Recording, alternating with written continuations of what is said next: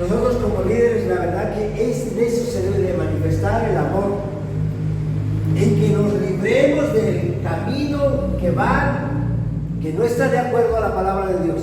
No importa que ofenda, no importa que duela, porque en eso manifestamos el amor. Si queremos apapacharlos, endulzarle los oídos y hacerlos sentir bien, hermano, eso no es amor. Eso es estarle participando de sus pecados. Entonces, recuerde eso. Por eso Esteban, con su sermón, se ganó el cielo, pero se ganó primero la muerte, por decirle la verdad a los judíos.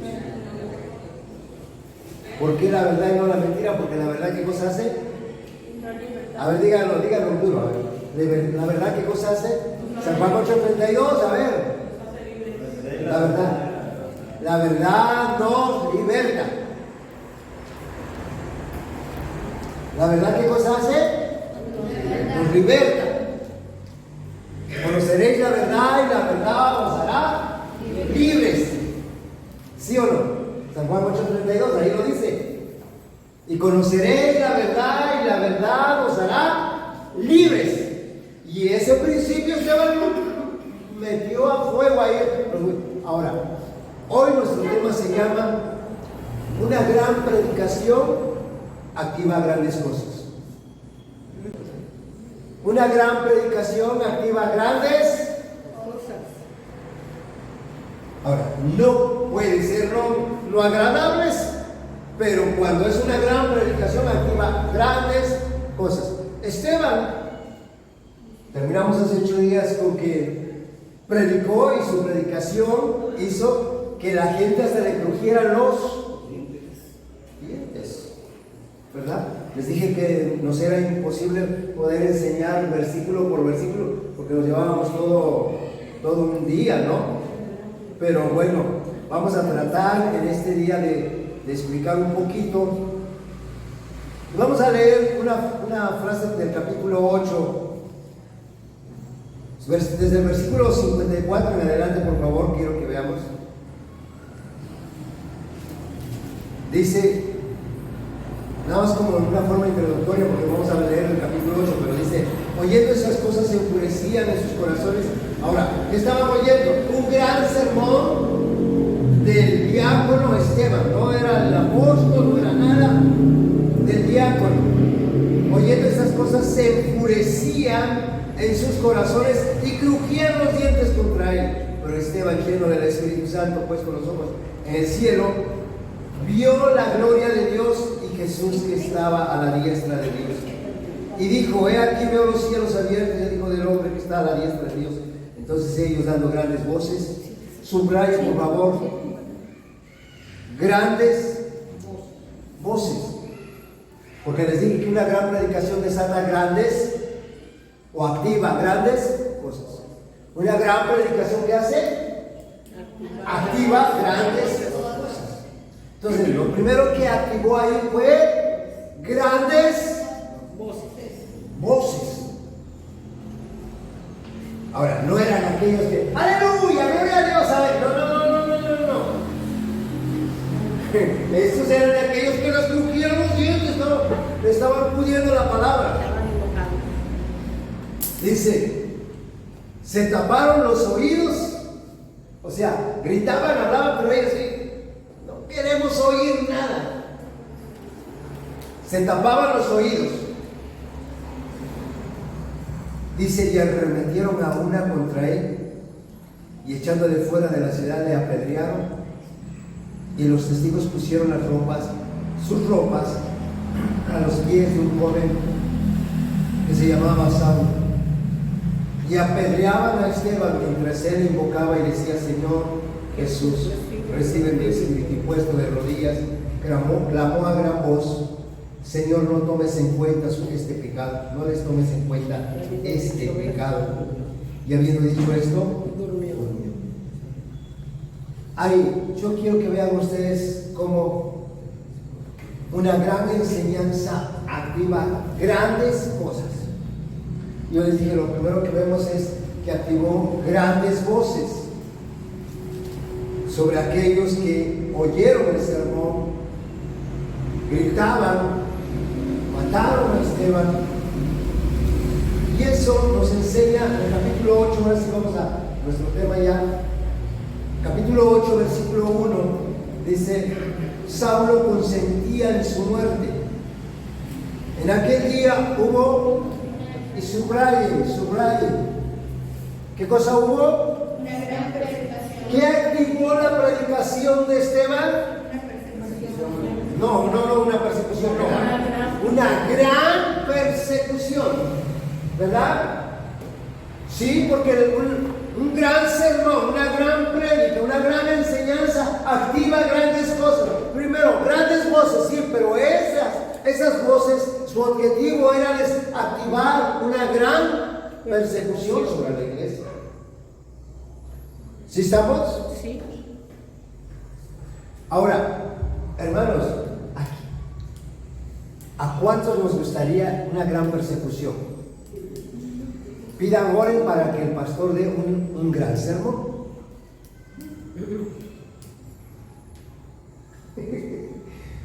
Oren para que el pastor dé un gran sermón y que eso active una gran persecución. Porque, hermanos, no estamos haciendo lo que Dios dice. Miren, la iglesia en ese momento estaba bien cómoda, estaban en Jerusalén.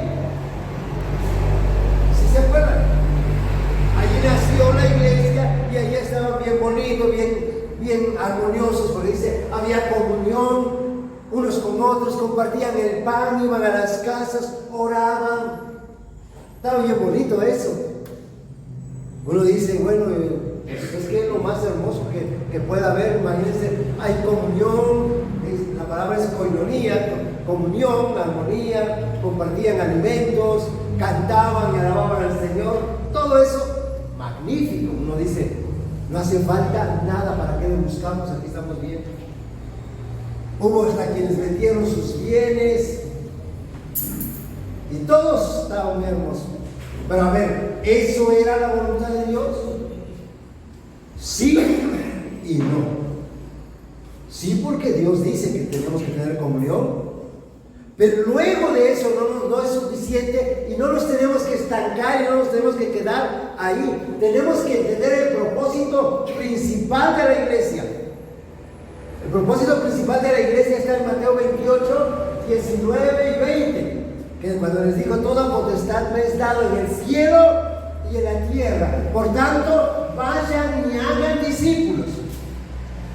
Y luego en Hechos 1:8, Dios le habló a Jesucristo, le habló a los discípulos, a la iglesia, les dijo, y me seréis testigos, recibiréis poder y me seréis testigos. ¿En dónde? En Jerusalén.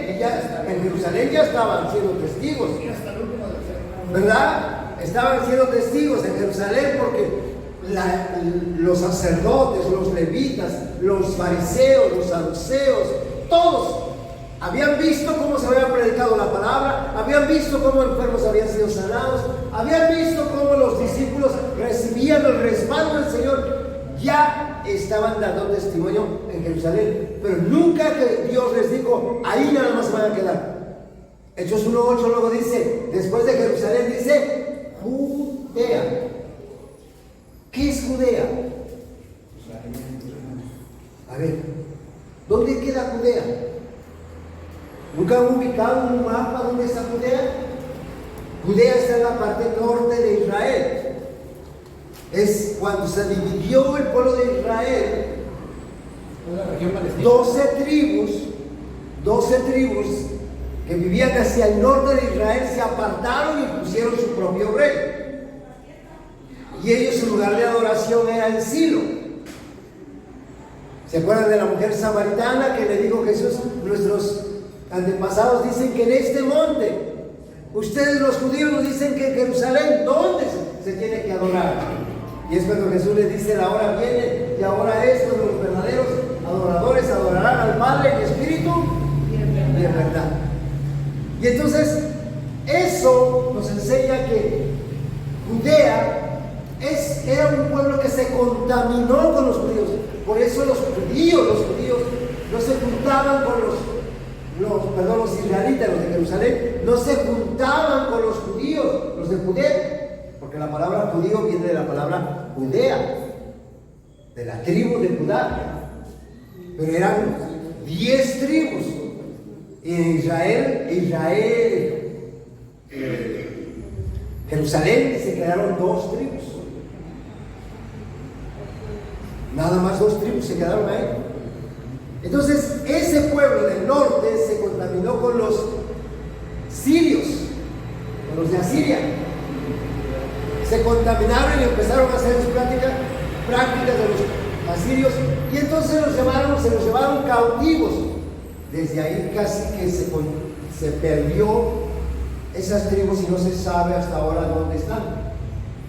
Pero escuche bien esto: Dios, Jesucristo, les dijo a sus discípulos que van a ser testigos en Jerusalén y en Judea. Y Judea les dijera la parte norte. Entonces luego también dice, después de Judea, ¿qué dice? Samaria. Los samaritanos, el pueblo judío lo veía, los llamaba así, perdón por lo que voy a decir, pero así los llamaban los judíos, porque era una mezcla de judíos y de gentiles. Entonces, como ellos no estaban de acuerdo con eso, por eso se llamaban, les decían Pedro. ¿Se acuerda usted de Jesús y la mujer samaritana? Y como dice la palabra de San Juan capítulo 4, dice, entre judíos y samaritanos, ¿qué? No se trataban, no se llevaban, para que me entiendan. No se hablaban. Por eso cuando Jesús le pregunta, ¿quién es tu prójimo? Le pregunta ¿quién es tu prójimo? Porque dice, ama a tu prójimo como a ti mismo. Y él, no, le pregunta, ¿quién es mi prójimo? A ver, dice, descendía descendía un hombre, le robaron, lo golpearon, y pasó un levita en el camino, y lo pasó por alto. Luego un sacerdote, ni en cuenta. Y eso servían a Dios, tanto el levita, porque los levitas eran los cantores, los que atendían en el templo. Esos eran los levitas. Y el sacerdote, aquel que ministraba, aquel que hacía sacrificio a Dios, aquel que presentaba las ofrendas a Dios, todo eso. Eso es lo que hacían los sacerdotes y los levitas. Y dice que ignoraron cuando vieron a su prójimo golpeado. Ah, pero vino un ¿qué? Un samaritano. Y el samaritano vendó sus heridas, lo curó y lo llevó al mesón. Y le dijo al mesonero, le dijo, si hace falta dinero, yo te lo pagaré cuando regrese. Eso nos muestra, Jesús nos habla de cómo tenían que tener comunión con los samaritanos, porque ese es nuestro prójimo, decía. Ese es el prójimo. Ahora, rápidamente quiero que vean ustedes, porque veo cómo la iglesia se acomodó en Jerusalén, estaba muy cómoda, y se habían olvidado de Hechos 1:8. Y dice por ahí, dice un comentarista, cuando tú te olvidas de Hechos 1:8, Dios te aplica Hechos 8:1. A ver, ¿recuerda esta frase? Cuando tú te olvidas de Hechos 1:8, Dios te aplica Hechos 8:1. Espero que no nos olvidemos de Hechos 1:8. ¿Qué dice Hechos 1:8? ¿Me seréis qué cosa? ¿Qué cosa Dios quiere que seamos?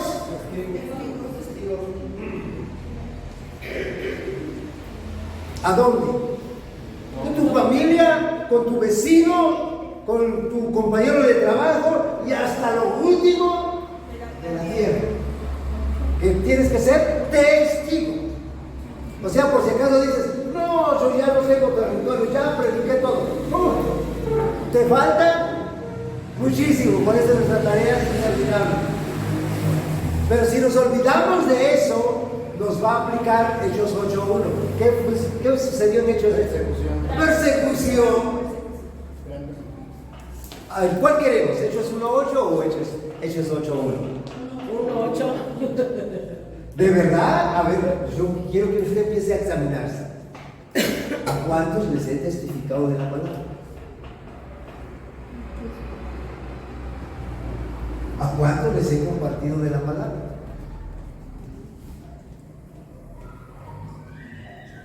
Hey, ¿o quiere usted Hechos 8.1? Una gran persecución. Nosotros decidimos. Dios ya nos dio el mandato. No está esperando. No, bueno, yo espero los tiempos de Dios. Creo que no es el tiempo. No. La gente que realmente se convierte a Cristo recién se convierte y empieza a testificarle a sus amigos, a sus familiares, a sus amistades. Ahora, ¿qué se gana? Desprecio muchas veces de sus amigos, como Esteban, ¿no? Pero, escuchen bien, es mejor irnos al cielo que irnos al infierno.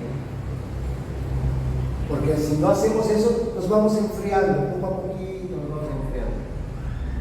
Y yo te quiero decir, nunca la persecución dañó a la iglesia. Por muy grande que sea la persecución, nunca daña a la iglesia. Ninguna persecución. Generación a generación ha habido perseguidores de la iglesia. Nunca daña. ¿Saben qué cosa ha dañado a la iglesia? Se lo digo, la tibieza, la mediocridad. Eso es lo que ha dañado a la iglesia. La tibieza, aquellos que sí soy, pero no me comprometo. Bueno, yo creo a medias, ¿y eso cómo se llama? Mediocridad. Cuando pueda, ahí nos vemos. Eso se llama una persona que medio cree. Y ahí viene la palabra mediocre. Que cree a medias, que nunca se compromete, que nunca hace las cosas con ahínco, con entrega. Lo que hagas, tiene que ser una persona apasionada, entregada. Si dices que eres cristiano, manifiéstalo. No que a veces, bueno, me dice una persona, fíjense cómo rápidamente se excusaba. Decía, bueno, digamos, no soy practicante, pero sí soy creyente. Le digo, no eres creyente, porque el que cree, hace. ¿El que cree qué cosa? Así dice San Juan 14:12, ¿sí o no? El que cree en mí, las obras que yo hago, él también las hará. Si solamente le gusta aprender Biblia, eso se llama una persona que tiene qué cosa. Los que vinieron el jueves, ¿sabes? Si solamente sabe Biblia y no pone en práctica la palabra, es una persona que tiene ¿qué? ¿Cómo? No. Si solamente aprende Biblia, porque a veces somos buenísimos los cristianos para aprender Biblia, quiero aprender Biblia, ¿qué es una persona que no pone envío? No. Sí, está bien, pero ¿qué tiene esa persona? Fe solamente. En el jueves lo dijimos. Conocimiento de la palabra de Dios es la información correcta, sí, pero solamente tiene fe. Pero esa fe hay que ponerla por obra. Y ponerla por obra significa creer. La iglesia está cegada. Yo sí tengo fe, hermano. Yo sí creo en Dios. No, tienes fe, pero no le crees a Dios. Porque el que cree, hace. El que cree, hace. Así lo dijo Jesús, no lo estoy inventando. San Juan 14:12. El que cree en mí, las obras que yo hago, él también las hará. Eso es creer. Ya, ahora si usted sabe Biblia y no lo pone en práctica, solamente dice, tengo fe, hermano.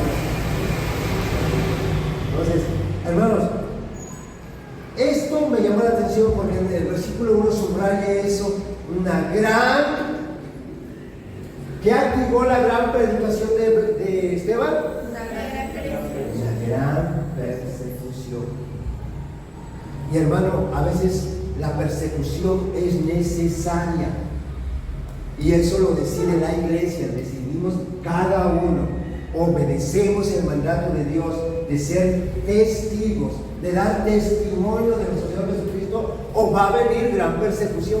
Y es entonces cuando muchos cristianos dicen, no entiendo, hermano, ¿por qué? ¿Por qué me va mal? ¿Por qué, hermano? Porque no estamos obedeciendo. Vamos a predicar la palabra. Y si morimos, de por sí vamos a morir algún día, mejor que sea por la causa.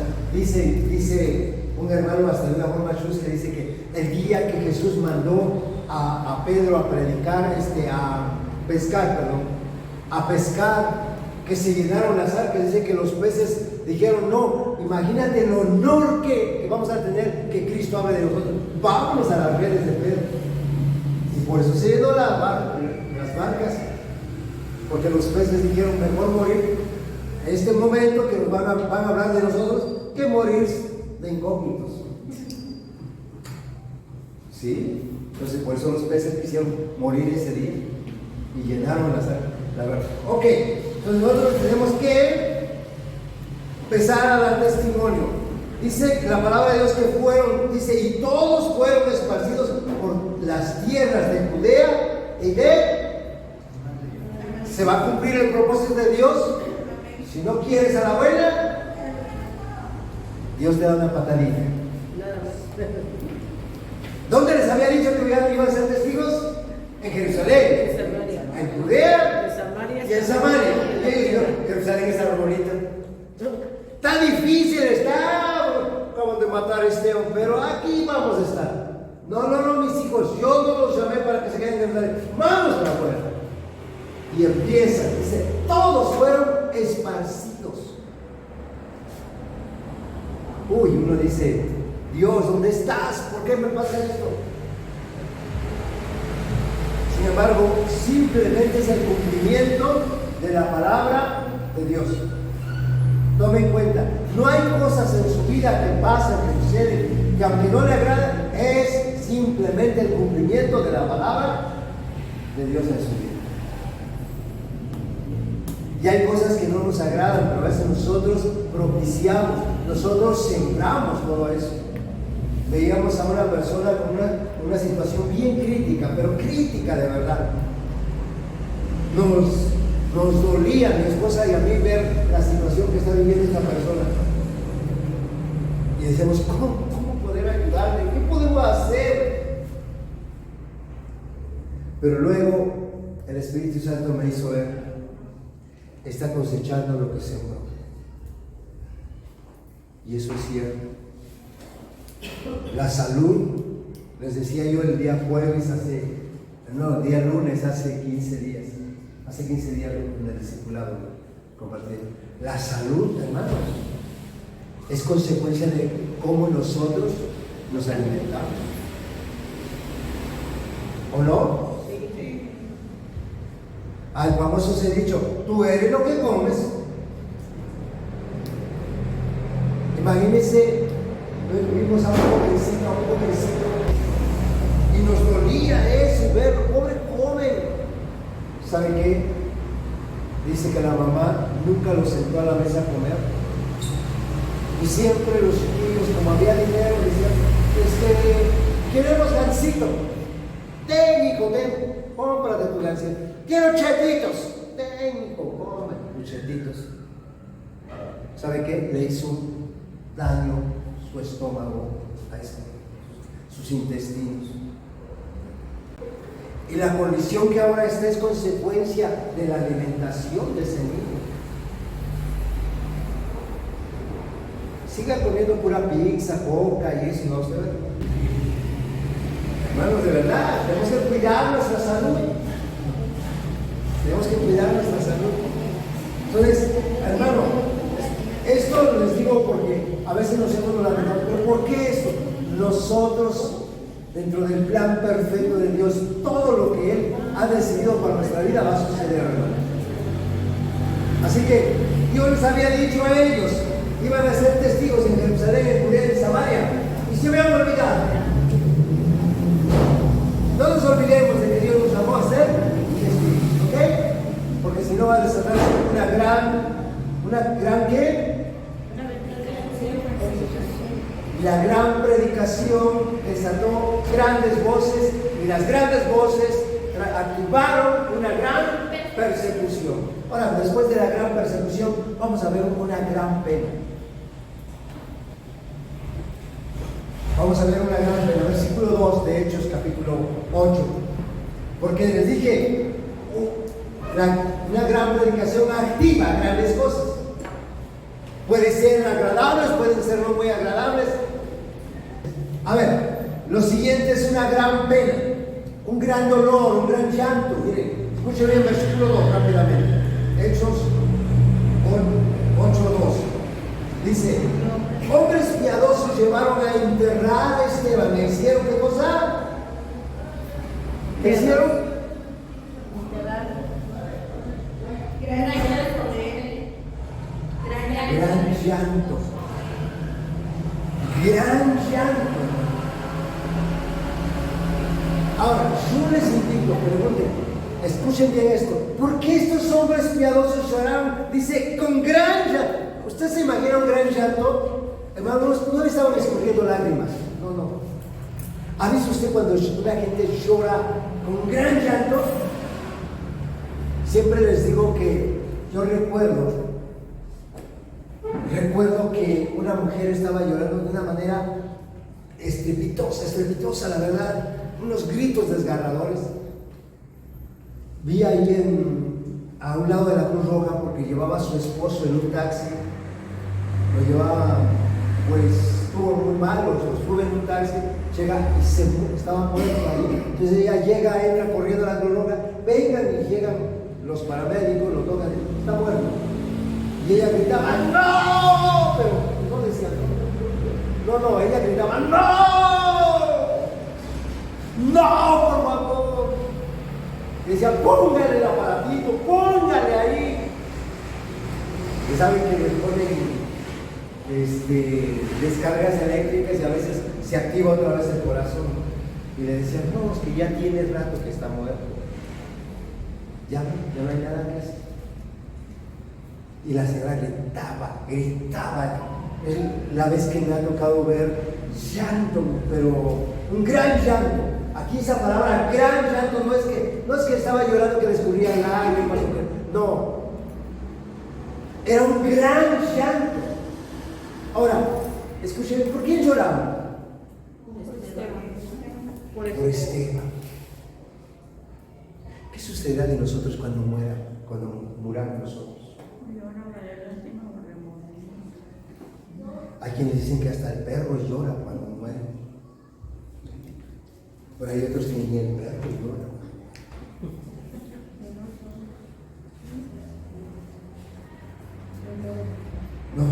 No, a lo mejor dirán, gracias a Dios ya se fue. ¿Qué sucederá con nuestra muerte? ¿Se lamentarán? ¿Llorarán por nosotros? Ahora, no lloran por la persona. Aquí no estaban llorando tanto porque una persona murió, porque morían muchos, pero lloraban por lo que se fue, por la bendición que había sido en su vida y que se había perdido. Porque era Esteban en ellos. Porque tú no le lloras, ¿sabes? ¿Cuántos mueren en Córdoba, hermano? ¿Tú lloras porque mueren en Córdoba? No, pero cuando muere un ser querido, ahí sí lloras. Lloras porque se va algo valioso para ti. Estos hombres no eran familiares de él, no eran familiares de Esteban. Dice que eran hombres piadosos. ¿Qué quiere decir esa palabra piadosos? Hombres que amaban a Dios, hombres que servían a Dios, personas que estaban en el reino de Dios, que buscaban la voluntad de Dios y que sabían que habían perdido a alguien que les predicaba la voluntad de Dios. Por eso lloraban. Yo espero que el día que me muera, cuando menos mi esposa llore. Aunque los demás digan, gracias a Dios ya nos dejó de torturar. Pero hermanos, Esteban había dado un gran sermón. La palabra de Dios había llegado al corazón de esa gente. Sabían que estaban perdiendo algo. Entonces, cuando ellos perdieron algo grande también, el llanto era. ¿Ven lo que activa un gran sermón? No solamente activó grandes palabras, gran persecución, activó una gran pena, un gran dolor, un gran llanto por lo que estaban perdiendo. Se dice, escuche bien esto, en la cultura judía, alguien que era muerto por blasfemo, le tenían prohibido hasta la familia llorar por él. Allá se mataban a los hijos que se levantaban contra los padres, lo mataban a pedradas, los ancianos de la iglesia, y tenían prohibido a los padres llorar por ese hijo que se levantó contra los padres. Lo mataban. Y aquí, ¿de qué acusaban a Esteban? ¿Alguien sabe de qué acusaban a Esteban? De blasfemia. De blasfemia. O sea, tenían prohibido llorar. Pero escuchen bien, aquí había hombres piadosos. Algunos comentaristas dicen que eran hombres judíos piadosos. No, un judío no estaba llorando, no iba a llorar por él. Estamos hablando de personas piadosas de la iglesia cristiana, que estaban llorando no tanto por la muerte de Esteban, por lo que se estaba perdiendo espiritualmente. Por eso dice hombres piadosos.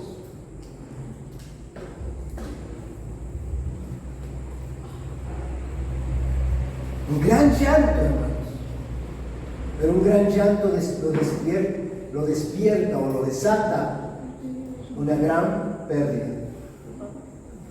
¿Sí o no? Tú no lloras porque se murió tu vecino, o a lo mejor si tenías alguna amistad, una buena amistad, pues desatarán unas lágrimas. Yo me ha tocado llorar por hermanos. Pero hermanos, un familiar querido, un hijo, un padre, un hermano, no lo agarras y pues no, hay un desgarramiento, un dolor, porque estás perdiendo algo de valor. Eso es lo que pasó con la iglesia, estaban perdiendo algo valiosísimo con Esteban. Se dieron cuenta del sermón que había dado, del mensaje que había dado. Entonces dijeron, no, estamos perdiendo un mensajero de Dios. Por eso fue un gran llanto. ¿Estamos ahí? Ok, no les voy a dejar que se duerman, voy a dejar que la palabra de Dios haga en su corazón. Entonces, a ver, quiero que vean el libro de Hechos, capítulo 20, versículos 37 y 38, por favor. Hechos 20, 37 y 38, dice así. Escuchen bien. Yo espero que cuando usted incluso se vaya, se tenga que ir a otro lugar, que lloren por usted, que su familia. Me llamó la atención, por ejemplo, a Hecho Tamal. Iban a irse a trabajar unos hermanos, o se fueron algunos hermanos a trabajar fuera de acá de la zona. Se fueron para el norte a trabajar. Y un hermano no se pudo ir porque su niñita, una bebé prácticamente, ya no es bebé, tiene 6 años, 7 años. Y se le aferró, el papá se tomó el papá y dijo, no te vayas, quédate con nosotros, nos haces falta. y el papá tuvo que optar por quedarse. Nunca se habían separado, nunca se han separado de su familia. Entonces, el llanto de su hija hizo que se quedara. Hermanos, quiero que vean ustedes aquí, miren lo que pasa con Pablo. Dice Pablo, le avisa a la iglesia que él iba a irse. Y dice que entonces hubo, ¿cómo? Gran llanto de todos. ¿Sí o no? Vean ustedes cuando alguien se mete en el Señor, cuando es un instrumento de la mano de Dios, ¿sabe qué va a desatar? Un gran llanto, dice allí la palabra, dice, hubo gran llanto de todos, y echándose en el cuello de Pablo, le besaban, decían, doliéndose, en gran manera por la palabra que dijo, de que no verían más su rostro, y lo acompañaron al barco. No se estaba muriendo, se estaba despidiendo. Y dice, simplemente no nos volvemos a ver. Yo siempre les digo a los hermanos, por ejemplo, hay unos hermanos, Cozumel, sí, cierto. Hicimos amistad con unos hermanos, les hablamos de la palabra y ahí tenemos contacto con ellos. Y dice que ellos que quieren venir, mejor así nos comunicamos. Y si no, pues ya nos vimos, ya nos conocimos, nos vemos en el cielo. No, pastor, no nos diga eso. Y digo, pero si nada más tratamos con ellos 3 días. Una semana, ¿va? Pero prácticamente 3 encuentros que duró un poco de tiempo que estuvimos con ellos. Eso fue todo lo que tratamos con ellos. Y lloran. Quieren ver, nos dicen que quieren que vayamos. A ver, miren lo que dice Pablo, dice, la gente se le echó en el cuello. Vean lo que dice ahí. Dice, echándose al cuello de Pablo, ¿qué cosa hacían? Hermano, eso es cuando una persona se invierte. ¿Por qué lloraban por Esteban? Había servido, les había dado la palabra, lo amaban, hermano, pero no tanto amaban a la persona, amaban lo que él tenía. Sabían lo que estaban perdiendo. Igual acá con Pablo. Mira, rápidamente vamos a otro pasaje del libro de Romanos, capítulo 12. Quiero que vean. Romanos 12:15. ¿Qué tenemos que hacer? Dice, gozaos con los que se gozan y llorad con los que lloran. Tenemos que aprender eso, hermano. Gozarnos con los que se gozan y llorar con los que lloran. Pero hay momentos donde sí uno tiene que valorar. Yo me acuerdo cuando me despedí de mi pastor, que fue mi pastor durante 7 años. Durante 7 años fue mi pastor, convivimos, nos llevábamos muy bien. Y creo que Dios permitió en algún momento que nos separáramos. Y en la calle, estábamos en la calle y nos abrazamos y llorábamos. Llorábamos, oraba por mí, oraba yo por él. Porque es más que una comunión solamente de perdón, no, llorábamos a lo mejor lo que se perdía entre nosotros, no sé, pero fue un momento duro, difícil. Y así la palabra de Dios nos enseña que estos hombres en el entierro de Esteban, mi hermano, lloraron. Hago un paréntesis acá. Solamente un comentario. La Biblia dice que enterraron a Esteban. No dice que lo cremaron. No sé, cada quien es libre y puede hacer lo que quiera, pero yo veo que dice que enterraron a Esteban. Si lo quieren cremar, sus familiares, eso es asunto de cada quien. Yo no sé si se vaya al infierno, si se vaya al cielo, no sé, porque es el cuerpo. Nada más es el cuerpo. Pero sí hay un principio, 1 Corintios capítulo 15, dice que se siembra cuerpo animal, dice, resucitará cuerpo espiritual. Romanos, Corintios. 1 Corintios 15:40 me parece, por ahí está, no recuerdo. Pero Ahí dice se siembra una semilla para sembrarla. ¿La quemas primero o la siembras? ¿Qué hace? Se siembra nada más. Y ahí habla una alegoría, el apóstol Pablo habla de la semilla, precisamente que se siembra y lo que va a resucitar. Oye, yo no cierro ese paréntesis, nada más hago ese comentario como algo que tienen que pensar. No creo y no quiero formar una doctrina de ellos, de decir, es que no está prohibido cremarse. No, cada quien puede hacer pero ahí hay un principio. Ahí hay un principio. Dice la palabra, se siembra. Y dice que enterraron a Esteban. ¿Sí? ¿Estamos? Entonces, ok, terminamos con lo de una gran pena. Vamos a ver. Un gran perseguidor. El gran sermón de Esteban activó a un gran perseguidor. No solamente un perseguidor, un gran perseguidor. Capítulo 8, versículo 3. Saulo asolaba la iglesia. Ajá. Versículo 3 dice, ¿y Saulo qué cosa hacía? Asolaba la iglesia. Esa palabra asolaba me llamó la atención porque lo busqué. Yo en este tiempo tengo la ventaja de que le doy doble clic a la palabra y me sale el significado. Asolar dice que era como cuando un animal salvaje atacaba a otro, a un ser humano y lo desgarraba. Eso es asolar. Bueno, imagínense, dice Saulo dice, asolaba la iglesia entrando en casa por casa, arrastraba a hombres y mujeres y los entregaba en cárcel. Mire que sí es un gran perseguidor de la iglesia.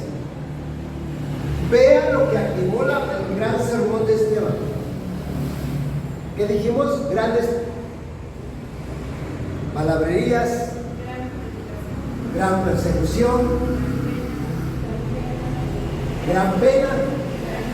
¿Y ahora qué cosa? Un gran perseguidor. Si mire que si era grande lo que hacía. Quiero que vaya al libro de Hechos 26. Hechos 26. Escuche bien el versículo 9. Vamos a leer de 9 a 11. Vean por qué todo esto es bien importante, hermanos. Lo que activa una gran enseñanza. No siempre vamos a decir, ay, es que estuvo bueno, fue una bendición. Miren, esto fue una bendición en el sermón de Esteban. Pero miren lo que activó. Dice, yo ciertamente había... A ver, ¿sí estamos ahí? Hechos 26, 9 al 11. Dice, yo ciertamente había creído mi deber hacer muchas cosas contra... Mire que si era un gran perseguidor, él había creído, él tenía la convicción de lo que estaba haciendo. Él creía que matar a cristianos, que encarcelar a cristianos, que arrastrar a cristianos, a mujeres cristianas. ¿Saben qué? Él creía que era lo correcto, porque dice muchas cosas contra el nombre de Jesús de Nazaret, el cual también hice en Jerusalén. Yo encerré en cárceles, no a uno, como dice, era un gran perseguidor. Pues imagínense, no se conformaba, como uno dice que encarcelaba a muchos de los santos, habiendo recibido poderes de los principales sacerdotes, y cuando los mataron, ¿qué cosa dice? O sea, a lo mejor no mató a uno, pero decía, vamos a votar a ver hay que matarlo o hay que perdonarlo. Y les decía, mátelo. Él daba su voto. Por eso era un gran perseguidor. Pablo no fue solamente un perseguidor, fue un gran perseguidor. Metió a la cárcel, arrastró a mujeres, dio su voto.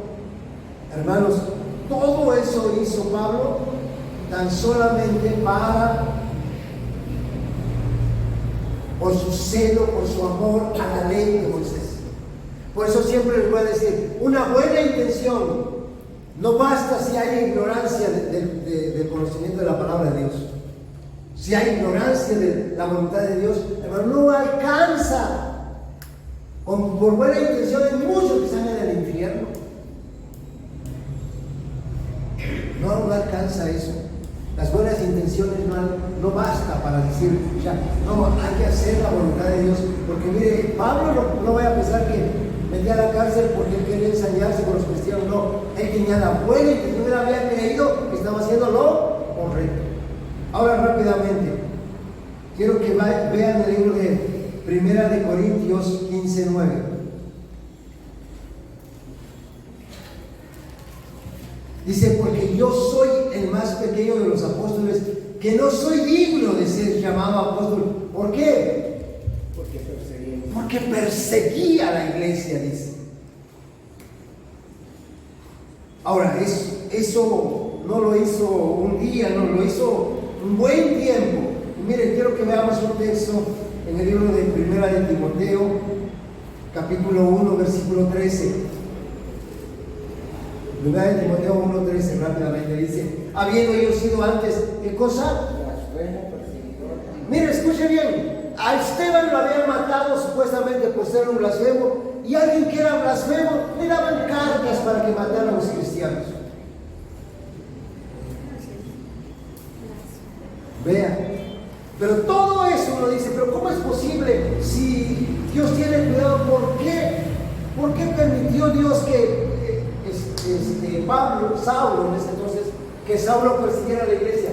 ¿Sabía usted que aún gente inconversa puede ser un instrumento en las manos de Dios? Aún gente inconversa puede usarlo para orillarlo a usted que haga la voluntad de Dios. La iglesia estaba cómoda, no quería salir a predicar a Judea, menos a los samaritanos. Digo, no, ¿por qué? Aquí estamos bien.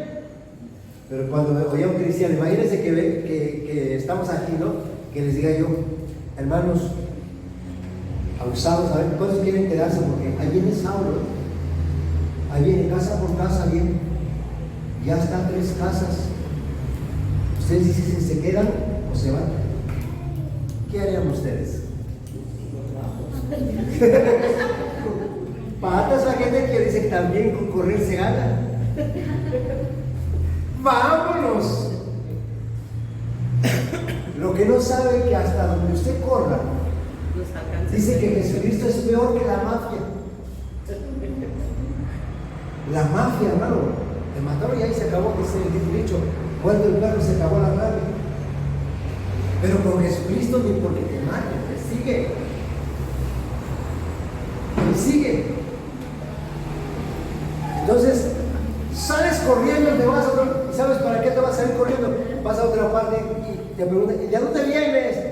¿Por qué estás acá? Vas a tener que decir, no, es que allá había un Saulo que anda persiguiendo a la iglesia. ¿Y qué creen? Yo tuve que venir porque persigue a los cristianos, yo soy cristiano.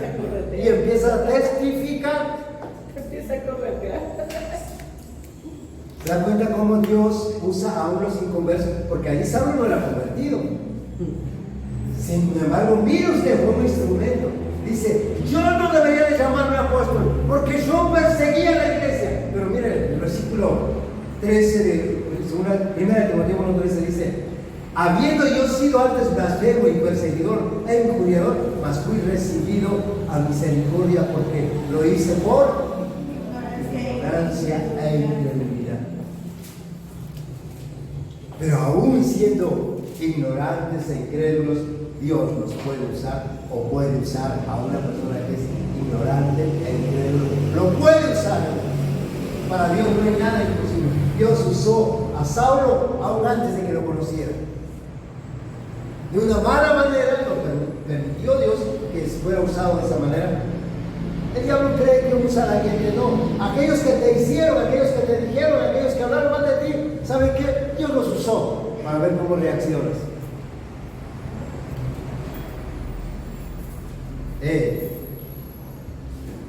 Filipenses 3:6, por favor. Miren cómo era Pablo, miren cómo era Saulo antes de ser Pablo. Dice, en cuanto a celo, perseguidor de la iglesia en cuanto a justicia, que es la de la ley, irreprensible. ¿Por qué fue tan eficaz? Porque aún para lo malo era excelente, hermano. ¿Saben cuál es el problema de nosotros? Que muchas veces aún en lo malo hacemos las cosas a medias. Y este hombre no. Este hombre era buenísimo para todo, aún para lo malo. Llega un momento que el apóstol Pablo dice: así como presentaste vuestros miembros a la injusticia, preséntalos a Dios. De verdad, cuando yo fui joven usaba yo mis manos para golpear a mis supuestos amigos. Usé mis manos para golpear. Hoy las uso para sanidad, para imponer manos, para ungir, para orar por las personas. Dice el apóstol Pablo: presenta tus miembros como instrumentos de justicia. Un gran perseguidor después se convirtió en un gran predicador. Porque el que hace las cosas bien, las hace, siempre las va a hacer bien. Bueno, ok. Pues vamos a ver.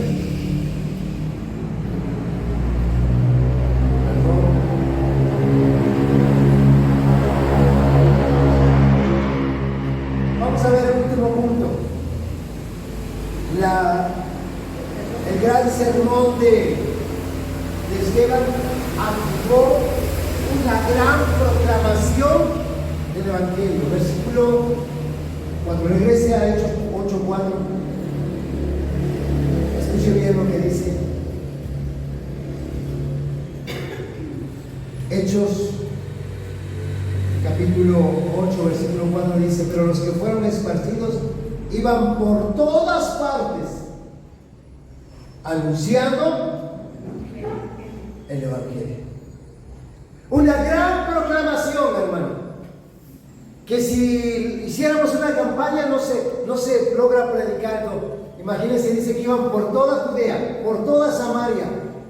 Si se habían convertido 8,000, porque en el primer sermón de Pedro se convirtieron 3,000, en el segundo 5,000. Si se habían convertido 8,000 personas, y dice que todos fueron esparcidos, excepto los discípulos, excepto los apóstoles, todos los demás fueron esparcidos por Judea, por Samaria. Imagínense, 8,000 personas proclamando el Evangelio. Iban por todas partes llenando el Evangelio. Si nosotros levantáramos aquí en Córdoba 5,000 personas que predicaran el Evangelio, llenamos todo Córdoba del Evangelio.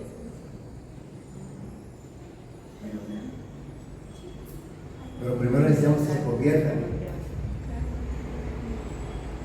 Entonces, una gran proclamación fue activada.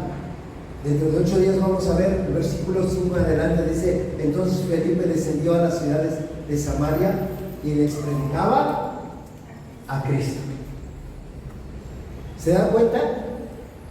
¡Qué grande es Dios! Conclusión, yo quiero que entendamos esto, hermano. Concluimos con esto: que cuando servimos a un Dios grande, todo va a ser grande. Por eso nunca diga eso: verdad, el Diosito lindo. Si decimos verdad, el Diosito lindo, tu Diosito es una miniatura. Nuestro Dios es y hace todo grande. Todo en grande. Todo lo hace en grande. Así que, hermanos, escuche esto: si Dios va a hacer una obra grande en nosotros, tenemos que entender qué es lo que Dios quiere que hagamos. Hace tiempo Dios nos habló que tendríamos que ir a Orizaba. Hace tiempo Dios nos habló que tenemos que ir a Veracruz a levantar obras, a predicar el Evangelio. ¿Cuántos quieren ir a Veracruz? A lo mejor se apuntan varios. ¿No? A ver, ¿cuántos quieren ir a Zongolica? Hey. Dios nos va a enviar a diferentes lugares, pero tenemos que entender a predicar el evangelio. ¿Cómo nuestro Dios? Grande. Vamos a ver bien. Vamos a creerlo. Vamos a creerlo. Vamos a darle gracias a Dios por su palabra. Señor, gracias. Gracias por la proclamación de tu evangelio, por la predicación de Esteban. En el sermón de Esteban no se convirtió uno solo, Señor. Pero el sermón de Esteban fue lo que detonó cosas grandes. Y hasta el día de hoy ese sermón sigue activando cosas grandes. Porque fue un gran sermón, hablando de ese Dios grande y poderoso.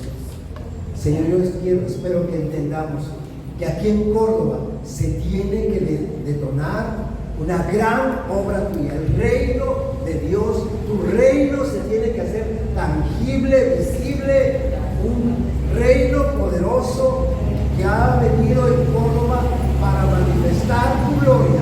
Ese gran Dios, tú eres grande, Señor, y estamos para eso, para manifestarte en Córdoba. Cada uno de nosotros somos instrumento en tus manos.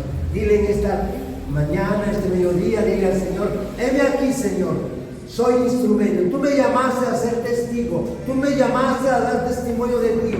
Lo haré predicando tu palabra, y sé que confirmarás tu palabra con señales, con milagros, con prodigios, porque algo grande está por venir, Señor. Amén, Señor, gracias. Algo grande está por venir sobre nuestros días.